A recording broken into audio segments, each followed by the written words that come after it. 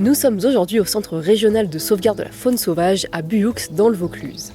On part à la rencontre de Lauriane et son équipe qui font un travail remarquable pour remettre sur pattes un grand nombre d'animaux blessés. Et c'est pas de tout repos. Allez, on va voir ça.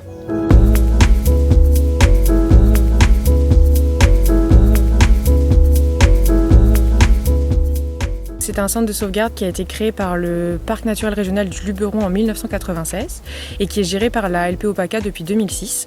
On a beaucoup grossi depuis. Au début, on accueillait quelques centaines d'animaux par an et maintenant on en accueille plus de 3000. Et ces animaux sont très variés. Alors ce sont exclusivement des animaux sauvages présents donc, en France. Donc c'est de la faune vraiment locale que vous pouvez trouver dans vos jardins, au bord de la route, etc., dans les forêts. C'est des animaux exclusivement en détresse. Et nous, notre but en fait, ça va être de les soigner pour ensuite les remettre au terme de leur convalescence dans la nature. Et on accueille du coup une grande variété d'espèces. Donc ça peut aller du hérisson, de la chauve-souris, de l'écureuil, jusqu'à des très grands rapaces comme les aigles royaux, les vautours fauves. Donc voilà, et ça nous demande du coup des structures très différentes, beaucoup de volières et des soins différents, de la nourriture variée pour répondre aux besoins de tous. Alors notre centre de sauvegarde, il a vraiment pour rôle en fait de compenser aujourd'hui nos activités humaines qui ont un impact très néfaste sur l'environnement et principalement du coup là sur la faune sauvage. L'idée c'est en fait vraiment de donner une seconde chance à des animaux qui ont été victimes de notre quotidien. Donc ça va être nos voitures, nos vitres, nos chats, nos chiens. Ils peuvent se noyer dans nos piscines, ils peuvent se coincer dans nos déchets. Ils sont victimes des fois de braconnage.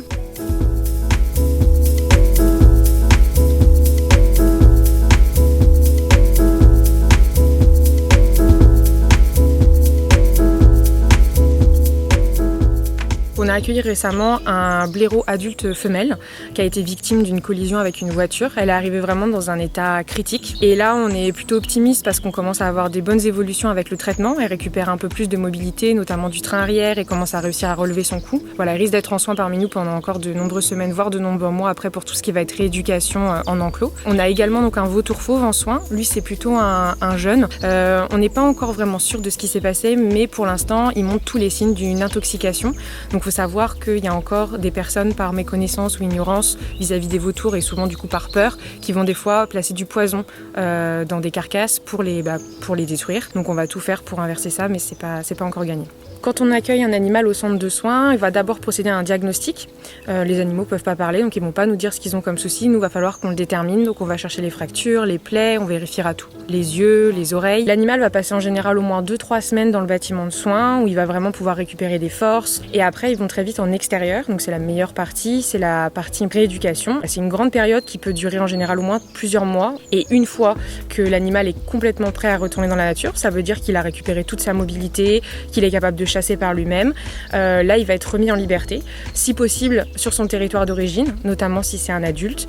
Et si c'est un jeune, on va l'insérer sur un nouveau territoire propice à son espèce, avec souvent un petit aide alimentaire, le temps qu'il apprenne à découvrir son nouveau territoire.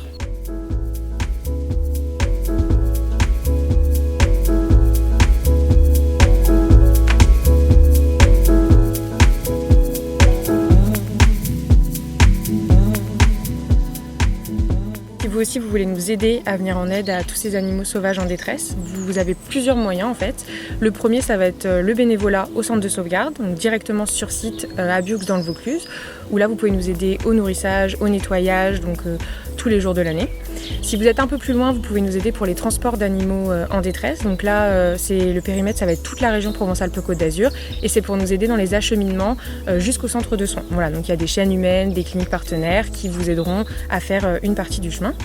Et enfin, sinon, vous pouvez effectivement faire des dons, soit financiers qui vont nous permettre d'acheter des médicaments et de la nourriture, soit vous pouvez même faire carrément des dons matériels et aussi alimentaires. Et dans ce cas-là, vous avez notre liste qui est disponible sur notre site internet paca.lpo.fr que nous mettons à jour très régulièrement.